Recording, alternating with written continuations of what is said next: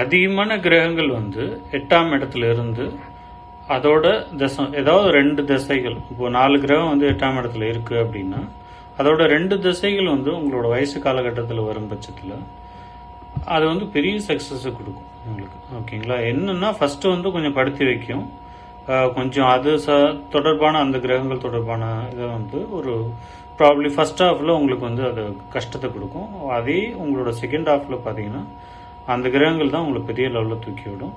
So இது வந்து 8ஆம் இடத்தோட ஒரு சிறப்பு. இது வந்து 8ஆம் இடத்துல இது வந்து ஒரு 10ஆம் அதிபதியோட 2ஆம் அதிபதியோ இல்லைன்னா உங்களுக்கு 11ஆம் அதிபதியோலாம் இருந்து அது வந்து ஒரு ஆட்சி உச்சம் இந்த மாதிரிலாம் ஆயிட்டாங்கன்னு வச்சுங்க, நீங்கள் அதோட திசை வருது அப்படின்னா நீங்கள் கண்டிப்பாக நீங்கள் எழுதி வச்சுக்கோங்க, நீங்கள் ஒரு பெரிய சக்ஸஸ் கிடைக்கும் உங்கள் லைஃப்பில்.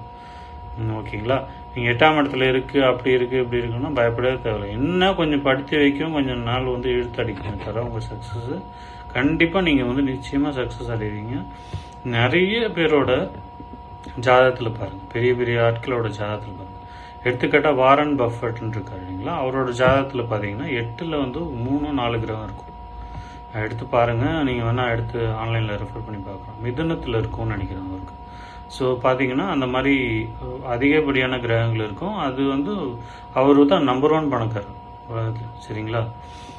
இன்னும் சொல்லப்போனால் அவர் ஒரு காலகட்டத்துக்கு அப்புறம் கஷ்டமே படாமல் சம்பாதிச்சார். ஓகேங்களா? அவர் ஸ்டாக் வாங்குறதோட சரி, அவ்வளோதான். அதை வந்து ட்ரேடிங் கூட பண்ணது கிடையாது அவர்.